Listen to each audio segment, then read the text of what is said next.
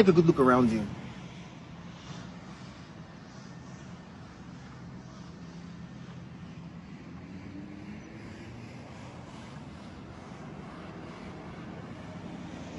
This is a place called Marsden Park in New South Wales.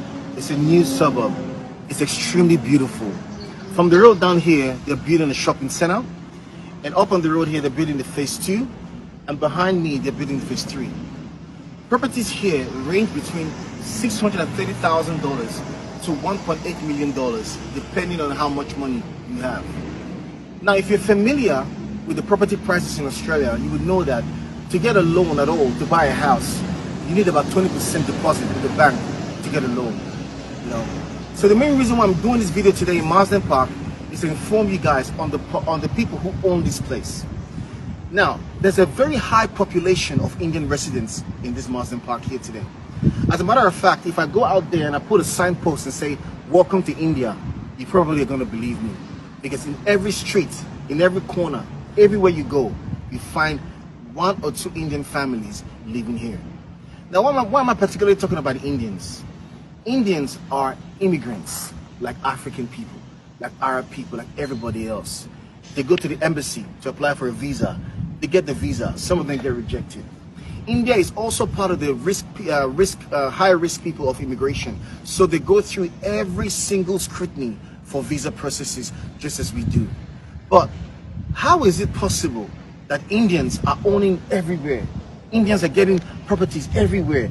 Indians are working everywhere. Doctors, Indians, nurses, Indians. How come they're doing all that? Is what I want to talk about today. Indian people, from what I know about them, they have a power of unity. They have a power of one.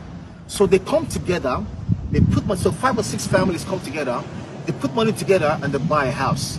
One family, one house can be housing 3 families. They're all together on one property, saving money.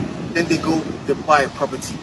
They share information among themselves on places that pay good, on the latest immigration policies. Indians distribute information to one another. And look at what they're doing now. They're slowly owning all everywhere you go. In the next 10-15 years, how much do you think one of the properties here will cost? It's going to be valued at a lot of money. And Indians have already strategically placed themselves in this position. Now, I was speaking to an Arab guy who works with me. I said to him, how do you own, if you know Arabs very well in Australia, I don't know about other parts of the world, but in Australia, Arabs own businesses, Arabs own properties, they drive flashy cars, they do everything. I said, how do you guys do it, that you guys are owning everywhere? He said to me that about 6 or 7 families come together, they put money together, and then they buy properties. They buy properties, and before in the next 10-15 years, they all have their own homes. My question is it possible for African people to be like that? Is it possible that black people can come together and own these things? The answer is no.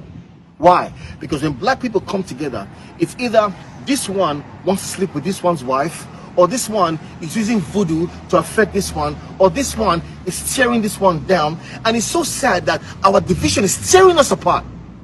We are missing out on these things. How possible is it for black people to come together and say, you know what, each of you, let's bring a certain amount of money and let's invest in properties. Let's do things so that our children can have a share of wealth in this part of the world. No, we can't think like that. Rather, we think about tearing each other down.